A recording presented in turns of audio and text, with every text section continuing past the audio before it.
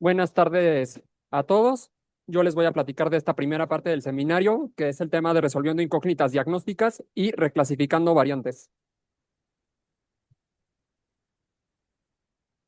Como la agenda del seminario del día de hoy, vamos a dar una breve introducción hablando de qué es la segregación familiar, qué dice la literatura al respecto, cuál es la relevancia de la segregación familiar. Posteriormente, una parte de reclasificación de variantes germinales en la población mexicana, evidencia en Latinoamérica y casos reales, y el programa de segregación familiar y en qué consiste el mismo. Como introducción tenemos qué es la segregación familiar. La segregación familiar la podemos definir cuando en un paciente a través de un estudio genético se encuentra una variante que explica las manifestaciones clínicas que está presentando el paciente. Dicha variante causal puede ser buscada de forma dirigida en los familiares del paciente. Esto con diferentes objetivos. ¿Cuáles son esos objetivos? Un asesoramiento genético de certeza para cada modo de herencia, reclasificación de variantes de significado incierto, identificar familiares afectados e identificar el origen parental de la variante en cuestión. ¿Qué dice la literatura al respecto? Es bien conocido que desde el año 2015 están publicados estos criterios que fueron realizados por el Colegio Americano de Genética Médica y Genómica, que los vemos en esta diapositiva. Estos criterios nos ayudan a determinar la patogenicidad o benignidad de una variante, hablando específicamente de los criterios que nos interesan para este seminario.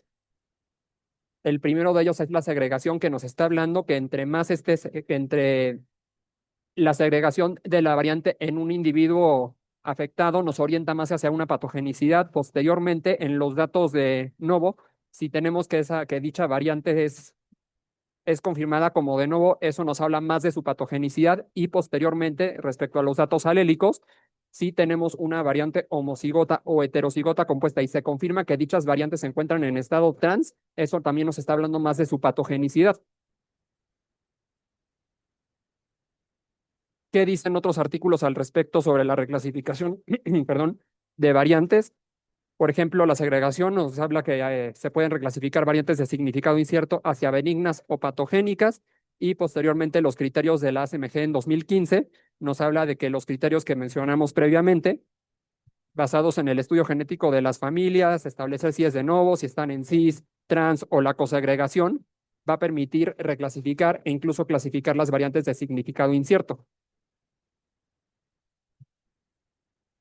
Otros artículos que dicen al respecto. Este artículo publicado recientemente, 11.14% de las variantes de significado incierto reclasificadas. Una de las herramientas utilizadas para este caso fue la segregación familiar y los estudios de RNA.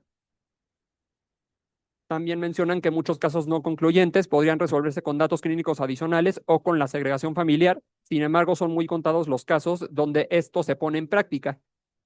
Solamente en 10% de los casos elegibles se buscó la segregación, y es sumamente importante que se entienda la importancia de la segregación para beneficio de los pacientes, para poder tener un diagnóstico y también ser de ayuda para la familia. Esta es una imagen obtenida del artículo previo, donde si nos enfocamos en las variantes de significado incierto, que vemos como originalmente eran 1.100.487 variantes clasificadas como variantes de significado incierto por una serie de herramientas clínicas y de laboratorio, entre ellas la segregación familiar. Vemos como resultado terminan como variantes de significado incierto solamente 64.840 variantes.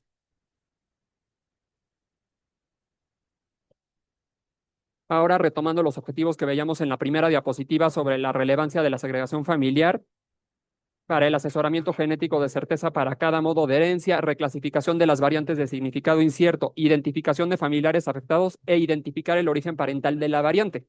Vamos a ir desglosando cada uno de ellos en las siguientes diapositivas. Primero, el asesoramiento genético de certeza para cada modo de herencia, saber si la condición que esté presentando el paciente se trata de una condición autosómica dominante, autosómica recesiva, ligada al cromosoma X, ligada al cromosoma Y, una enfermedad mitocondrial, un trastorno genómico como una microdeleción o microduplicación, o alguna enfermedad que se presente como un mosaico, tanto germinal como somático. Posteriormente tenemos identificar familiares afectados. Si ustedes se van a la imagen del lado izquierdo, van a ver que tenemos un árbol genealógico de 3 generaciones, donde en la tercera generación vemos que tenemos tanto un varón y 3 mujeres afectadas. Además de que tenemos el antecedente de consanguinidad y madre y padre portadores, esto nos habla de un patrón de herencia autosómico recesivo. A esta corte de pacientes, incluyendo a esta familia, se les practicó o ya sea un panel de genes o una secuenciación de exoma completo. En este caso, la secuenciación de exoma completo fue realizada por Centollín y lo que reveló fueron variantes bialélicas en el gen SLC52AE, el cual está relacionado con el síndrome de Brown-Vialetto-Van Leere, el cual, entre algunas de sus características, presenta diplegia facial, disartria, hipoacusia, parálisis de cuerdas vocales y debilidad. A partir del aprobando, se pudo hacer la segregación familiar a los hermanos. Y posteriormente, del lado derecho, vemos que tenemos otro árbol genealógico de 3 generaciones, donde estamos viendo a la paciente 3-2 y al paciente 2-3 afectados con una diabetes de inicio temprano. A ella, que fue la probando, se le practicó una secuenciación de exoma completo, la cual reveló una variante patogénica en un gen que se llama EDM2, del cual está asociado con una forma monogénica de diabetes mellitus de inicio temprano, y a partir de esta misma probando, se extendió la variante a su padre, a tía materna y a su abuela, quienes también presentaban la variante patogénica, pero no estaban afectados con la misma condición. Luego tenemos la segregación de la variante en familiares afectados, hablando de un caso específico, una variante en un gen que se llama RBM10, que es ligado al cromosoma X, un cambio de una guanina por una timina. Está relacionada con un síndrome que se llama TAR por unas siglas, un acrónimo que significa Talipe-Quinovaro, defecto atrial septal, secuencia Pierre-Robin y persistencia de la vena cava superior derecha.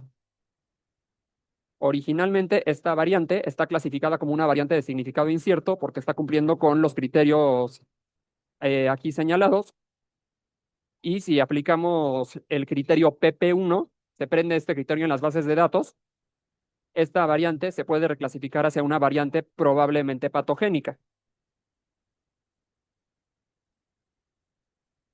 Y finalmente, para la parte de identificación del origen parental de la variante, vas a ver si es heredada o es de nuevo. Por ejemplo, en este caso que les estoy mostrando, tenemos al paciente 2-2 que está afectado con ataxia. Se le practicó un estudio de secuenciación donde se encontró una variante en estado o variantes en estado heterocigoto compuesto asociadas con una forma de ataxia autosómica recesiva, ataxia espinocerebelosa 16, con el cuadro clínico señalado.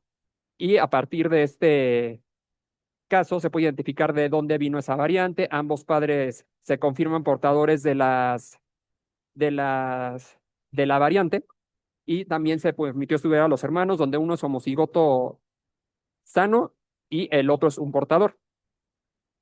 Y finalmente, si ya se hizo un estudio de secuenciación en los padres buscando dirigidamente una variante que se encontró en un probando, bien sabemos que hay enfermedades que están relacionadas con mosaico germinal, como el síndrome de Marfan, osteogénesis imperfecta tipo 1 o la distrofia muscular de Duchenne en el caso de las mujeres. Y le cedo la palabra al doctor Flores.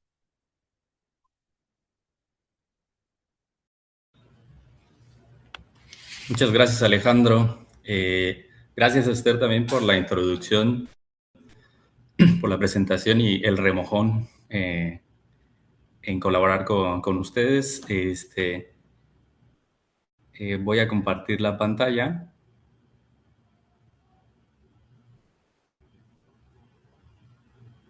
para platicarles algunos ejemplos de reclasificación de variantes.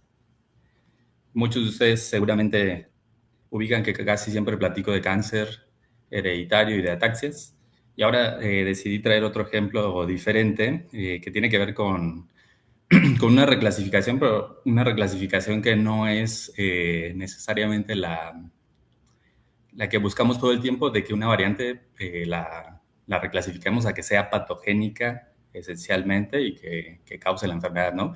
Como que hay mucha presión y mucha emoción en poder reclasificar una variante y darle la causalidad, ¿no? de algo que estamos viendo clínicamente, porque generalmente pues tenemos esa intención de reclasificar las variantes. Voy a hablarles ahora de deterioro cognitivo, y el deterioro cognitivo, para poderlo tener en mente claro, es la reducción de una o más capacidades cognitivas, como pueden ser la memoria, conciencia, juicio, agudeza mental, y por lo tanto, pues se utilizan pruebas clínicas para discriminarla, ¿no? Y para poderla investigar como posibles causas, como muchos de ustedes saben, porque ya revisé la lista de participantes que nos están escuchando, y muchos de ustedes saben perfectamente que la batería de exámenes es considerablemente amplia, y que el genetista clínico o el neurólogo que tiene experiencia en enfermedades genéticas comienza a investigar una causa genética cuando tiene una sospecha clínica al respecto, ¿no? Y uno puede sospechar una forma de enfermedad de Alzheimer autosómica dominante. El deterioro cognitivo es tan frecuente actualmente que se espera que para el 2050 haya más de 150 millones de personas en el mundo con deterioro cognitivo, y si algunas de estas formas son hereditarias, como sabemos, pues va a ser bien importante que nosotros tengamos herramientas claras para reclasificar variantes y llegar al diagnóstico oportuno de estas condiciones, ¿no? O sea, en el 2020 y en el 2022, un proyecto de investigación liderado por el doctor Jorge Gibre Guerra, de la Universidad de San Luis en Missouri, conjuntó información clínica de varias pacientes que habían sido diagnosticados en Latinoamérica con formas de Alzheimer hereditario, y en eso culminó esta primera publicación con una heterogeneidad genética y unos fenotipos clínicos variables considerablemente, pero que sirvieron muy bien para darle pie a una segunda publicación, que fue el descubrimiento y validación de algunas variantes propias de población mexicana, ¿no? Para esta primera publicación se logró identificar que existía una gran cantidad de individuos en riesgo en 3 países latinoamericanos, por lo menos, que son Colombia, Puerto Rico y México. Y en México la cantidad de individuos en riesgo pues eran más de 400 personas, por la forma de presentación de estas variantes y la posible descendencia a siguientes generaciones, ¿no? Y cuando uno evalúa algunas regiones de Latinoamérica y su heterogeneidad genética, algunos tienen pocas variantes, poca variabilidad, como la de presinilina 1 con esta variante glicina 206-alanina en Puerto Rico, y esta otra variante presente en Cuba. Pero México es de los países que tienen más de 2 variantes, considerablemente más variantes reportadas como patogénicas o causantes de Alzheimer autosómico dominante, ¿no? Entonces, la totalidad de individuos que se registraron por este proyecto de estas cortes latinoamericanas fueron hasta 59 individuos, donde la mayoría tenían variantes en presinilina 1, clasificadas como variantes patogénicas y probablemente patogénicas, y se estimó que el porcentaje de pacientes que estaban familiares en riesgo, pues era considerablemente alto para estas variantes de presinilina 1, y los individuos afectados eran más de 300, ¿no? Entonces, son generalmente grandes familias con herencia de la variante genética, y tienen generalmente una edad de presentación como la descrita antes de los 55 años de edad, en promedio 42 para presinilina 1, 52.7 para presinilina 2 y hasta 55 años para APP, ¿no? Si se fijan, esto corresponde también mucho a las cortes de otras poblaciones, y esas diferencias entre las edades pues son significativas entre sí al hacer una prueba de Chi, ¿no? Cuadrada, para poder identificar esa presentación. Y las variantes se distribuyen de manera regional, ¿no? Para otros países que no nos ocupan por ahora, pero para la situación de México, en la región del Bajío existe una variante genética que aquí en el código de colores está mal. Esta es alanina 431 glutamina, que es esa variante que se localiza en los altos de Jalisco, que también inclusive es denominada la variante Jalisco para la presinilina 1, y que tiene un efecto fundador esencial, ¿no? Y cuando muchos clínicos vemos deterioro cognitivo y preguntamos en los antecedentes el lugar de origen de la persona, pues con la identificación de un familiar de la zona del Bajío, por lo menos Guadalajara, por lo menos Jalisco, perdón, Michoacán, y algunas zonas inclusive también hacia Guerrero y Colima, podríamos llegar a sospechar que esta persona pues, pueda tener esta variante con efecto fundador, ¿no? De los pacientes que evaluamos, algunos de estos pacientes tenían variantes de significado clínico incierto, ¿no? Entonces, las variantes patogénicas las segregamos para poder identificar a otros individuos cuando no han cumplido la edad en la que pueden tener los síntomas, pero para aquellos otros pacientes que tienen variantes que no han sido clasificadas con una accionabilidad clínica porque no son patogénicas o probablemente patogénicas, podemos hacer más estudios como evaluar las familias o evaluar también con estudios funcionales y poder reclasificar estas variantes, ¿no? Entonces, la forma de presentación de estas variantes, las 4 de significado clínico incierto iniciales en la tabla son de población de Brasil. La última es esta variante de cambio de isoleucina por trionina en la posición 414 en 12 individuos y que tenía una edad de inicio aproximadamente en la familia de 54 años en población mexicana. Y la presentación clínica principal, pues es principalmente como una demencia o un deterioro cognitivo frontotemporal con cambios en el comportamiento y 6 individuos afectados en ese grupo de 12 familiares, ¿no? Donde las características principales eran memoria y comportamiento y por lo tanto, pues muchas veces uno puede iniciar el abordaje con abordando otras formas de deterioro cognitivo con cambios en el comportamiento como enfermedad de Huntington o expansión de repetidos en C9orf72 como una de las posibles causas, pero también considerar presenilina 1 dentro de los diagnósticos diferenciales es importante. Y estos son los árboles genealógicos de esas familias. Aquí está la familia E, que es esta familia del sureste de México, concretamente de la región del estado de Oaxaca, y que es una familia bastante amplia, con edades de inicio considerablemente tempranas, pero con una agregación y una segregación de la variante en los individuos afectados, ¿no? Entonces, con esta información de la segregación, pues uno diría, esta es una variante muy probable que esté causando el fenotipo clínico de los pacientes con una forma de deterioro cognitivo que puede ser hereditaria o no. Y los criterios de diagnóstico, pues no son uno solo. Los criterios de reclasificación, mejor dicho, no son uno solo, sino actúan en un conjunto de información que se agrega y que tiene un peso mayor o menor, ¿no? Y todavía existe considerable debate sobre la agregación familiar y la segregación familiar de estas variantes como una herramienta para el diagnóstico, porque puede ser que la variante se herede sin necesariamente estar causando el fenotipo clínico del paciente, puede ser que vaya en conjunto con otra variante, puede ser que esa variante se herede y por puro azar esté segregando. Entonces, generalmente necesitamos evaluar familias y necesitamos quizá también evaluar, como lo decía muy bien Alejandro en las otras diapositivas, evaluar más familias o más individuos para poder calcular mejor la probabilidad de que esa variante esté causando el fenotipo, ¿no? Para ello hay un cálculo que se llama likelihood ratio o tasa de verosimilitud, que sirve para identificar por cuántas meiosis pasó la variante y cuántas veces que se heredó presentó el fenotipo, utilizando también como punto de corte la edad de presentación en los individuos, ¿no?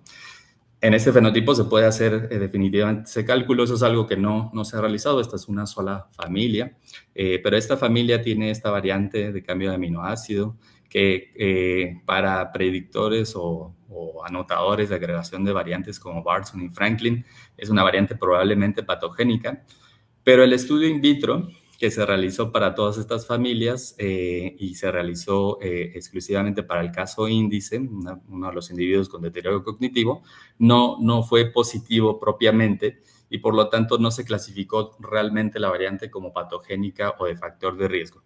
Pero quiero mostrarles que esa variante tiene este porcentaje relativo de péptido amiloide 42 y 40 en relación a una tasa de 1 en el wild type, ¿no? Y vean cómo se presenta con una disminución, que no es una disminución tan considerable como sucede en otras variantes, que prácticamente se abroga o se disminuye completamente la agregación, pero pues este fenotipo de esta familia da mucho más para estudiar que algunas variantes genéticas en presinilina 1, localizadas hasta el final de la proteína, podrían tener como mecanismo la agregación del péptido amiloide y a lo mejor otro mecanismo más que hace que se presente de otra manera el fenotipo clínico de estos pacientes, y por lo tanto estas variantes pues tendrían la necesidad de estudiarse en más individuos mediante segregación de la variante y mediante otros ensayos bioquímicos también que nos aseguren o que nos indiquen el mecanismo intermedio, ¿no? Eso es la parte interesante de la genética molecular, que acompaña a esta genética clínica, que sirve muy bien para la reclasificación de variantes y la identificación de variantes, pues propiamente en nuestra población de México. Muchísimas gracias por su atención y les cedo la palabra a Dina Numan para que les pueda seguir comentando al respecto. Muchas gracias, Leo. Voy a empezar a compartir.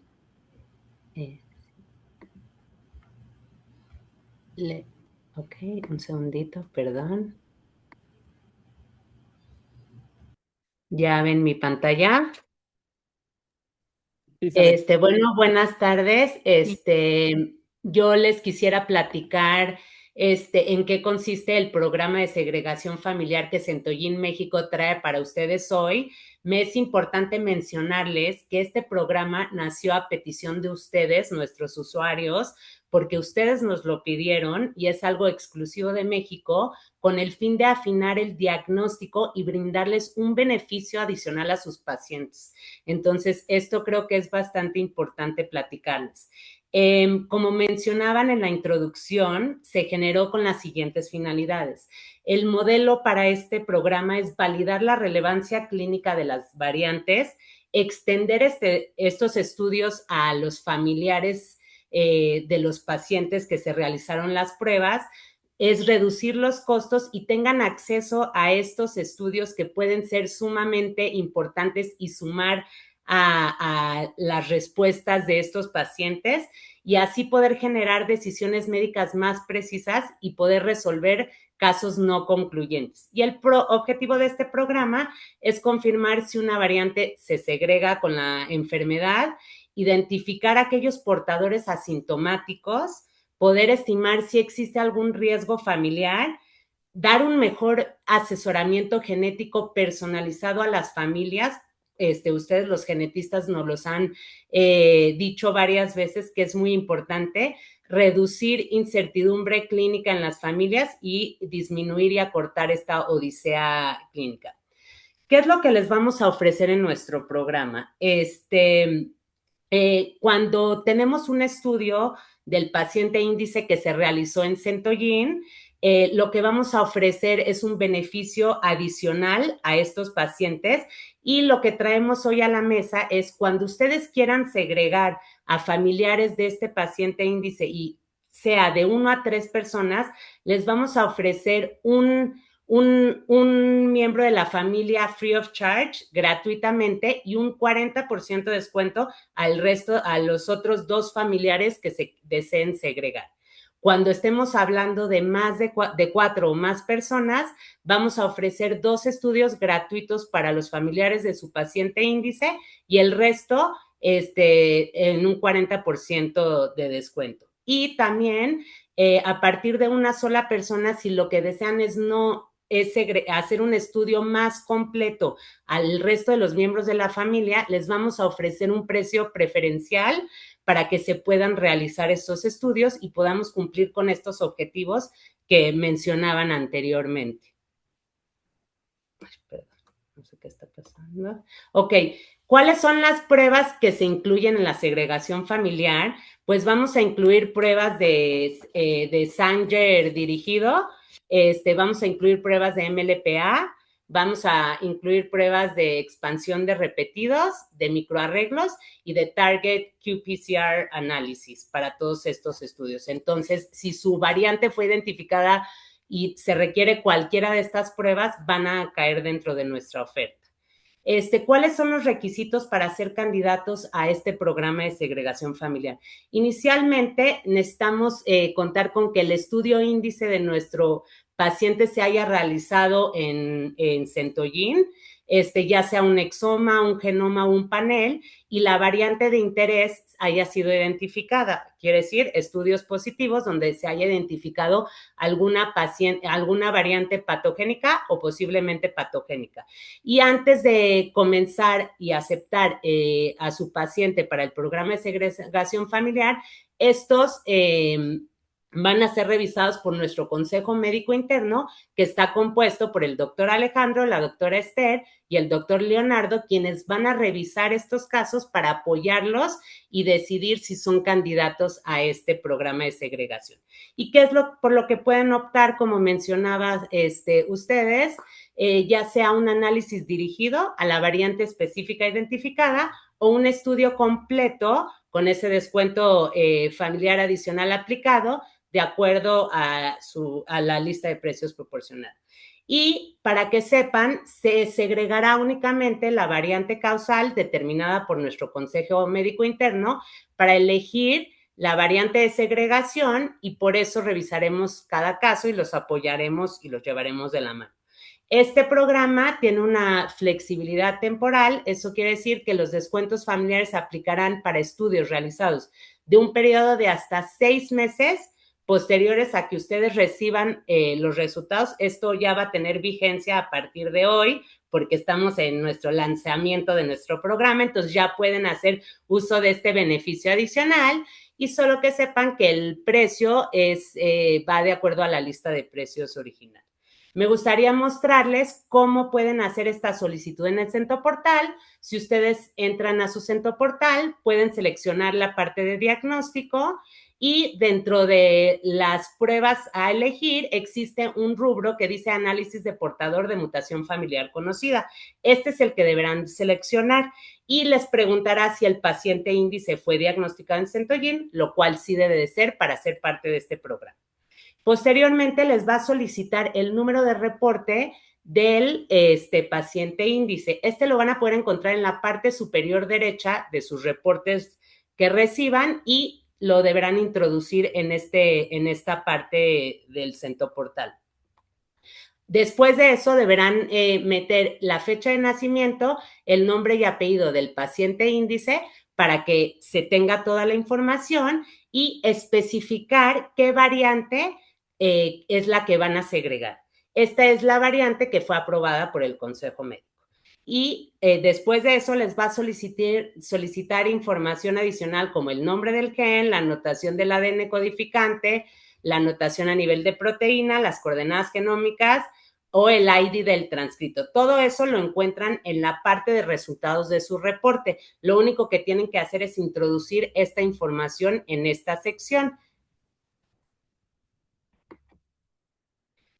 Y va a quedar algo así parecido. Al menos deberán introducir 3 de estas 5 opciones para que los deje continuar con la solicitud. Y van a continuar con la solicitud de manera habitual, donde van a introducir los datos del paciente en el siguiente punto, y el motivo clínico de la derivación será estudio de segregación, donde van a indicar si los miembros de la familia son afectados o no clínicamente. Y si quieren poner algún detalle adicional, esta es la parte donde les solicita que introduzcan todos los HPOs, lo cual es sumamente importante para que tenga mayor aplicación clínica sus reportes. Y podrán subir el documento de su reporte, pero en este caso no es tan necesario porque ya lo introducieron en la primera parte. Van a continuar con el resto de la solicitud y van a llegar al punto número 6 en la parte de facturación, donde verán una parte que dice introducir código promocional, y ahí les vamos a otorgar un código específico donde podrán hacer uso de este nuevo beneficio, donde les vamos a ofrecer algunos de sus pacientes para segregar free of charge y otros con el máximo descuento. Esto lo van a poder ver en el resumen de su orden y también lo van a poder ver reflejado en su orden. Una vez que hayan llenado todo esto correctamente, deberán enviar la OR a mí y al correo de soportemx@centollin.com porque es necesario que nosotros con Billing activemos esta promoción, ya que van a tener casos que no van a tener costo y es lo que les estamos ofreciendo. Y para mencionarles que se deberá generar una OR por miembro de la familia a segregar. No se pueden meter todos los miembros de una sola forma, tienen que hacer miembro por miembro, repitiendo todo el proceso que les comento. Finalmente, me gustaría agradecerles por estar aquí y comentarles que, como comentó Esther, esta es una serie de webinars que tendrán lugar aproximadamente cada mes y invitarlos a nuestro próximo webinar el 5 de agosto, que va a tener tema de salud reproductiva. Y le cedo la palabra a la doctora Esther para que inicie con la parte de las preguntas. Muchas gracias. Al contrario, gracias a ustedes, gracias a los ponentes por sus presentaciones, por toda la valiosa información que nos compartieron en esta tarde y pues bueno, muy emocionados de arrancar con este programa. Obviamente, pues poniendo al paciente en el centro de todos nuestros esfuerzos y pues para apoyar su práctica clínica, reforzando el compromiso que tenemos con los médicos, profesionales de salud y pacientes para que más gente se pueda pues beneficiar de las pruebas genéticas y pues de todos los de nuestro portafolio de punta en estudios genéticos en Centogene. Bueno, me parece que no vi ninguna pregunta en el chat. No sé si quieran, para hacerlo un poquito más dinámico, tenemos tiempo. Si quieren hacer alguna pregunta de forma directa o escribirlo, con muchísimo gusto lo podemos ir contestando con los ponentes específicos. Creo que alguien ya. Sí, la doctora Malu, Esther. Sí. La doctora Malu. Ah, perfecto. Hola, doctora. Sí, ¿cómo está? Sí, la escuchamos. Perfecto, muchas gracias. Bien. Ya la escribí, pero la repito. Estamos hablando de una sola variante por paciente, ¿verdad? Yo voy a contestar esto. Sí estamos hablando de una variante que es la causal que van a revisar el consejo médico y les van a decir, esta es la que vamos a segregar. Sin embargo, si desean segregar más de una variante en su reporte, a la segunda variante a todos los miembros de la familia se les va a ofrecer el descuento. Entonces, para la parte gratuita, si eso es lo que está preguntando doctora Malu, sí va a ser una variante y es con lo que vamos a iniciar nuestro programa de segregación. Y se tiene solicitud por variante. Correcto. Pueden mandarle el caso al doctor Alejandro Sincer, quien va a liderar toda esta parte, y él los vamos a ir apoyando. Es algo nuevo, tanto como para ustedes como para nosotros, y el chiste es de la mano trabajar con ustedes para el beneficio del paciente y ver cómo los podemos apoyar con este programa. Como les mencionaba al principio, es algo único de México, que nosotros peleamos muchísimo para darles este beneficio a ustedes y es la manera con lo que vamos a comenzar a dar el beneficio. Perfecto, muchas gracias. Bueno, hay otra pregunta, las vamos a ir contestando por orden, de la doctora Isabel María Alexandra Ríos. Dice, recientemente recibí un resultado de una paciente con 2 variantes en un solo gen, una homocigota y otro en estado heterocigoto. ¿El costo del programa sería por variante en este caso? Adina. Igual lo podemos revisar y podemos avisar si para este caso es por una o si podemos incluir ambas variantes en el programa. Por eso les digo, yo sé que a veces esto es difícil contestar en este webinar, pero cada caso los vamos a llevar de la mano para apoyarlos y discutirlo con ustedes. Ese es el chiste.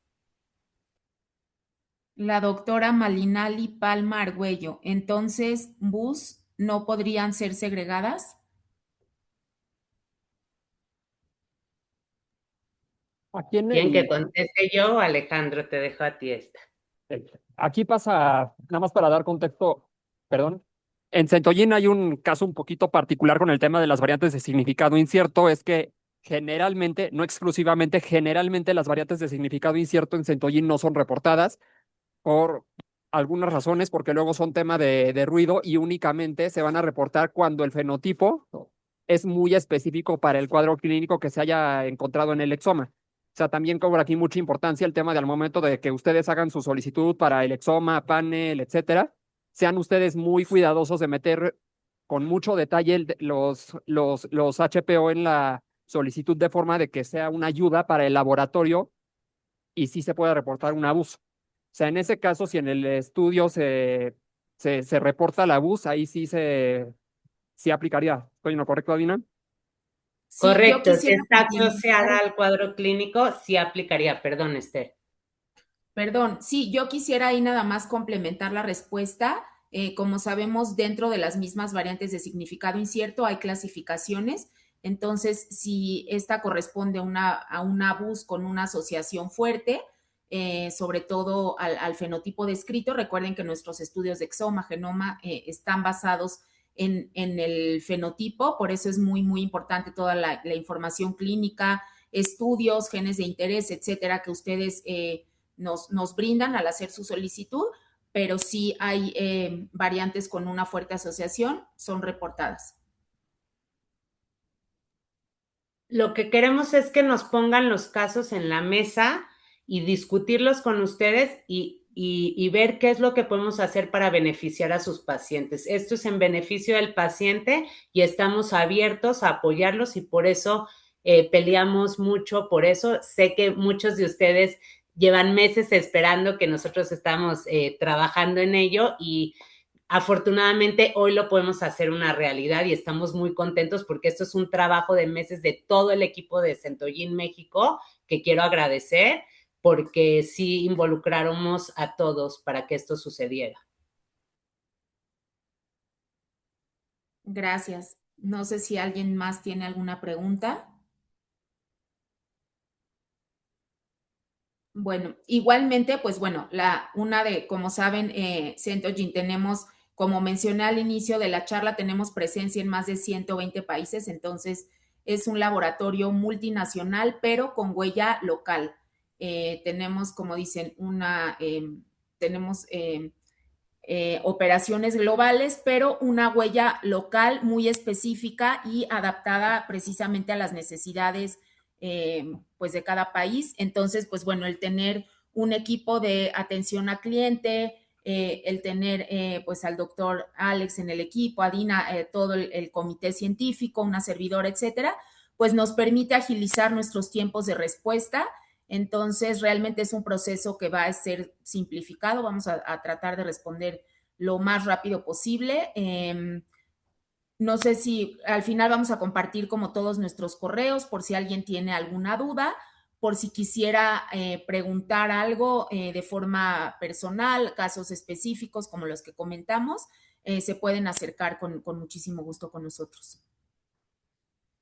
Hay No sé otra si pregunta algo del más que quisieran el doctor Gaviño agregar. pregunta algo, Esther. Sí, doctor Alejandro Gaviño. Hola, doctor. ¿Por qué no se ha realizado este programa de segregación en otros países siendo tan importante? Estamos Bueno, trabajando eso a nivel global, o sea, nosotros tuvimos esta iniciativa porque ustedes los usuarios levantaron la mano y nos lo pidieron y esperemos que se replique en todos los países, esa es la intención. exactamente, sí, cada filial, si bien trabajamos en equipo, cada filial tiene su autonomía, y justamente porque esta era como una demanda colectiva, pues nos adelantamos con esta iniciativa en México. Esperemos que pronto podamos pues extrapolarlo a los distintos países de Latinoamérica, Estados Unidos, Canadá, etcétera, en los cuales tenemos operaciones.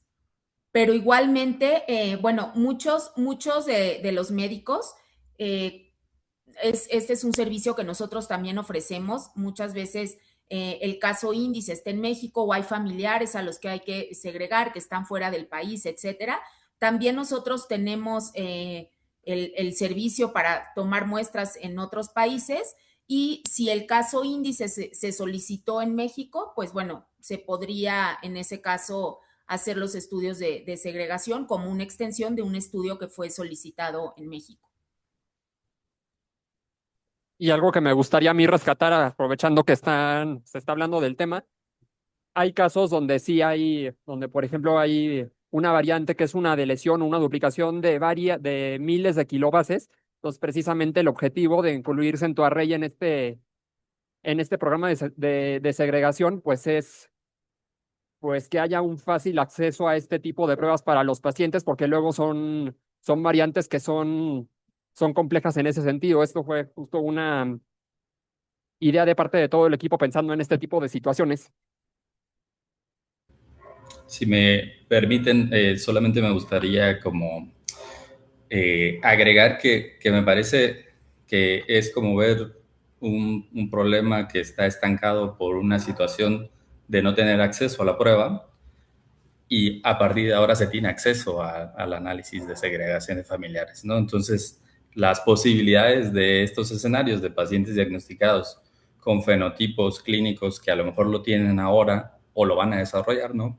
Como predictivos o como, como portadores, pues es un escenario muy, muy interesante, y además es un escenario que va a generar datos clínicos y moleculares para todos estos pacientes que se analicen, ¿no? Porque afortunadamente, al tener los datos en una misma base y en una misma información, pues tienes acceso a mucha información y contestar preguntas clínicas que todos tenemos, ¿no?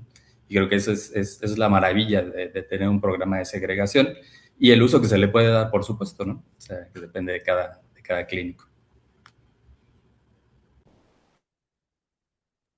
Y hay unos comentarios adicionales. Entonces, por ejemplo, el consejo médico está conformado por un servidor, el doctor Flores y la doctora Esther. Vamos a suponer que tengamos esta situación donde hay, vamos a decirle, discrepancia entre las variantes. Pudiera parecer que las dos son responsables del fenotipo. Entonces podemos estar nosotros tres en contacto con el médico tratante en cuestión y ver si podemos llegar a un acuerdo para que se puedan estudiar esas variantes de interés.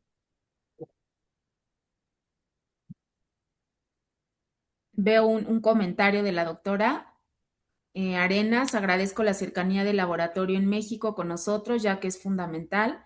Al contrario, doctora, gracias por su confianza. Para nosotros también es muy importante trabajar con ustedes y colaborar de la mano. Gracias por sus comentarios. No sé si alguien más tiene alguna duda, algún comentario. Bueno, adicionalmente, pues bueno, les quería comentar que al final de este webinar recibirán un encuentro, y la verdad es de que toda esta información es muy valiosa para nosotros. Ahí nos pueden sugerir temas, como mencionamos, este es el primero de una serie de webinars que vamos a estar ofreciendo. En esta fue más, pues, platicarles sobre el lanzamiento de este programa, pero bueno, ha habido muchos cambios en Centogene, hay muchas actualizaciones en el portafolio, vienen muchos nuevos productos que se adaptan a la demanda actual de estudios. Entonces, pues bueno, es muy emocionante toda la oferta de estudios que tenemos. Vamos a tener discusiones de casos clínicos, cuándo aplicar nuestras pruebas. También vamos a estar hablando de salud reproductiva. Entonces, pues bueno, si tienen cualquier sugerencia de tema, alguna retroalimentación, incluso para mejorar. Sus comentarios son muy útiles.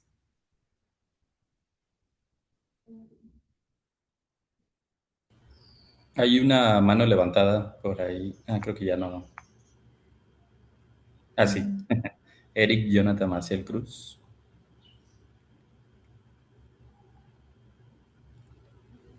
Sí, adelante, doctor.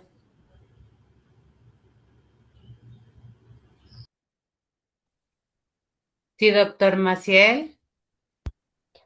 Pues sí, igual nada más agradecer, definitivamente, muy interesante la ponencia. De hecho, justamente yo estuve en parte de la investigación de lo de la variante Jalisco y algo curiosamente que encontramos es que cuando encontramos probablemente con ApoE y presenilina 1, al parecer enlentece la edad de presentación.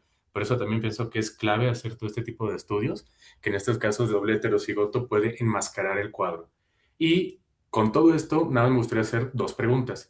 Uno, en cuanto a la toma de muestra, ¿es a nivel nacional o tendrían como algún sitio de recolección? Ya que tengo unas pacientes que es de una región un poquito escondida de Pachuca que pueden ser interesadas. Y la segunda pregunta es respecto a, de forma adicional, algún tipo de análisis bioinformático que hagan, digamos, análisis de motivos lineales, algo relacionado con el acoplamiento de la proteína, energía libre de Gibbs, ya que va a haber algunos casos en que aún con la cosegregación, puede que sea difícil y delinear con las características fenotípicas y hacer la publicación puede ser de utilidad. Muchas gracias, doctor, por su intervención. Sí, definitivamente los estudios de análisis multialélico y sobre todo presinilina y MAP, granulina y todos los genes que tienen que ver con el ecosistema de la neurodegeneración actualmente, yo creo que van a tener esa gran aplicación cuando logremos hacer sentido a todas esas asociaciones, no me queda mayor duda, y a lo mejor pues el escenario va a tener que ser uno de lenguaje de máquina o de inteligencia artificial. Hasta ahora, hasta donde yo sé, hay intentos de integrar toda esa información, incluida la genotipificación de ApoE junto con presinilina, junto con variantes missense no clasificadas como patogénicas, porque pues intervienen mucho ahí en el desarrollo de la enfermedad, ¿no? Definitivamente. Y sí, el análisis de las variantes conforme, y voy a contestar la última parte que comentaba de energía libre de Gibbs y otros análisis que se pueden hacer sobre las variantes. La intención justo de que me incorpore yo con Centogene es justo trabajar con investigadores clínicos que tienen intención de estudiar más a fondo, o de otra manera, mejor dicho, más que a fondo, un caso clínico y se puede conectar con otros investigadores para hacer una publicación al respecto o cualquier otro producto de investigación sobre esos casos clínicos, adelante, ¿no? O sea, es justo mi intención en la colaboración como asesor científico. Y la parte de la logística, seguro la puede contestar mejor Adina. Sí, sí está extendido para esos pacientes. Sería cuestión de ponernos de acuerdo cómo apoyarlo para la toma de muestra y el tipo de muestra, pero claro que sí los puede incluir, doctor. Perfecto, muchísimas gracias y de vuelta mando un mensajito más al rato u otro día para terminar de platicar todo esto. Muchas gracias. Gracias. No sé si hay alguna otra pregunta.